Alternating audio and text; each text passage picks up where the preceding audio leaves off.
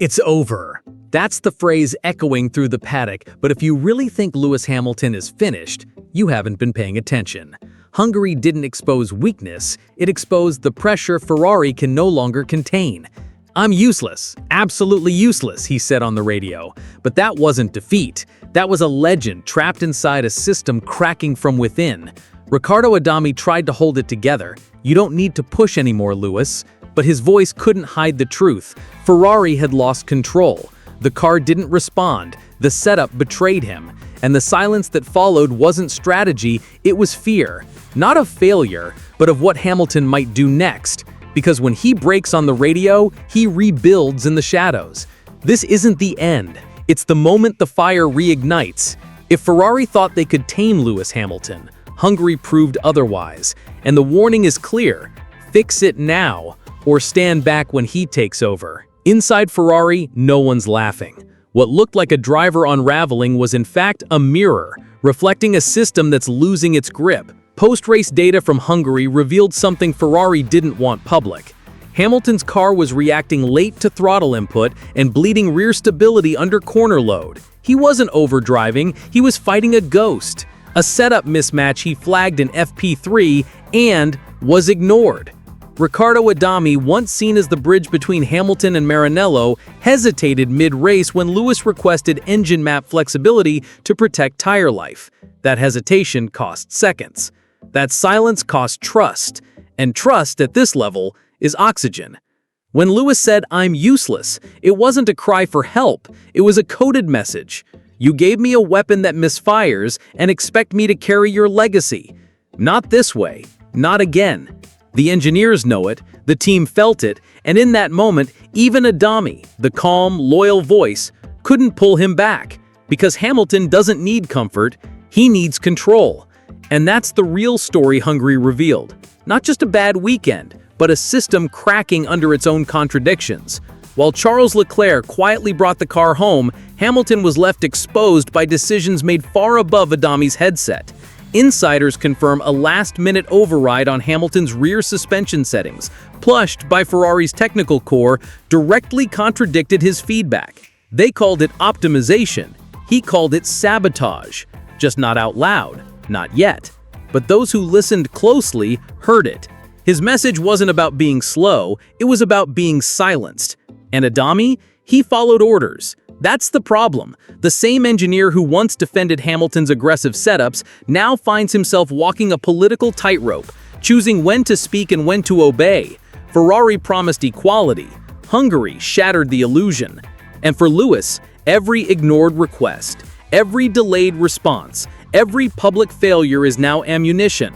He's no longer asking for collaboration. He's building leverage. Quietly, precisely, strategically. The shift didn't start in Hungary, it started in silence. In Monaco, in Spa, in every coded radio where Hamilton asked and Adami hesitated. But Hungary was different. This time the mask slipped in full view. And behind it, Ferrari's fear that Hamilton isn't bending, he's recalibrating. Team insiders now speak of two drivers, two philosophies, two futures coexisting in the same garage. But only one can lead. Leclerc plays by the old rules. Hamilton rewrites them. And Adami, he's caught in the middle.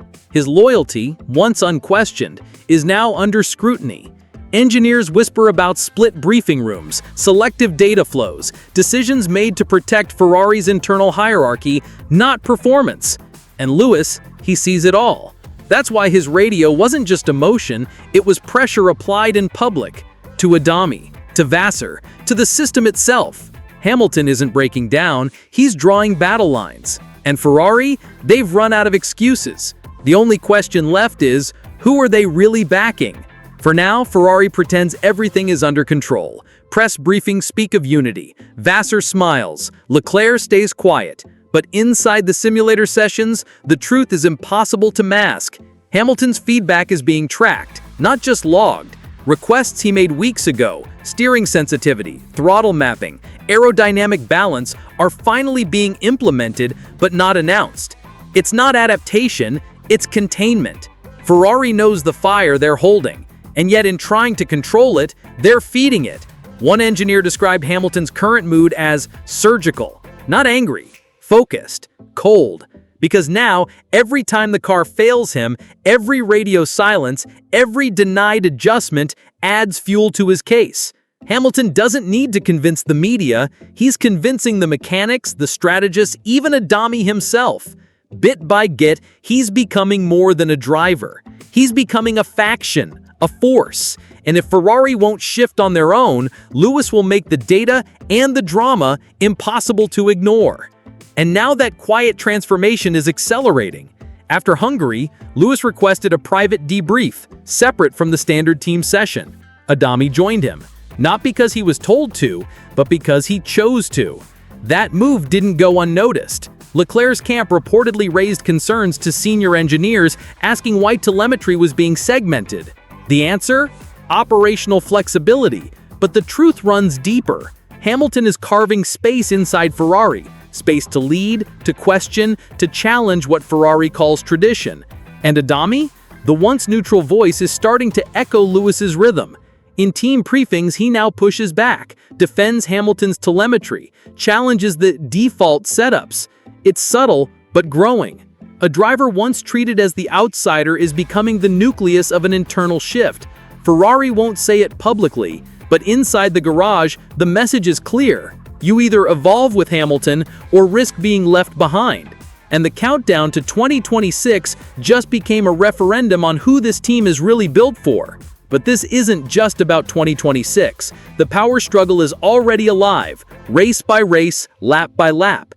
In Zandvoort Simulator Prep, Hamilton's spec was prioritized first, not Leclerc's. That's unprecedented. For years, Charles was the reference. Now he's reacting, quietly but visibly. He started requesting longer sim sessions, additional tire model comparisons, even logging notes post-session, something he never did before.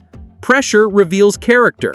And while Hamilton sharpens, Leclerc tightens. Ferrari's technical core is split.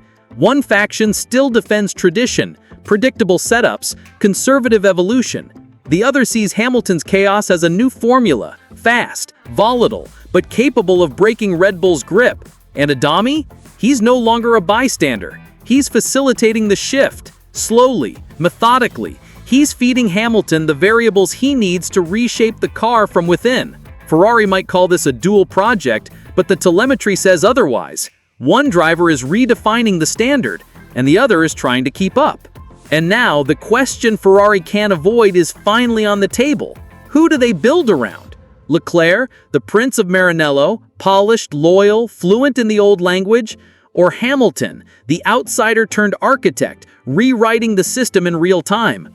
Monza looms, not just as home soil, but as a reckoning. Every radio call, every strategy choice, every camera angle will be dissected for signs of allegiance. Because this isn't about pace anymore, it's about identity. And the silence in Hungary, that was the moment Ferrari lost control of the narrative. Hamilton isn't waiting for 2026 to decide his future. He's already forcing the issue now, on track, in data, in whispers behind closed doors. And Riccardo Adami, he knows the storm he's caught in. The engineer who once tried to calm Hamilton is now helping him turn the volume up. Ferrari stands at a crossroads. Either back the legacy they've been protecting, or the champion who's ready to forge a new one. The red car won't hide the tension forever. The next radio may decide everything. Ferrari is running out of time, and out of room for neutrality. But what about you? Should they back Leclerc, the loyal talent raised in red? Or trust Hamilton, the champion rewriting their DNA from inside? Drop your take in the comments, because this civil war is just beginning, and every opinion adds fuel to the fire.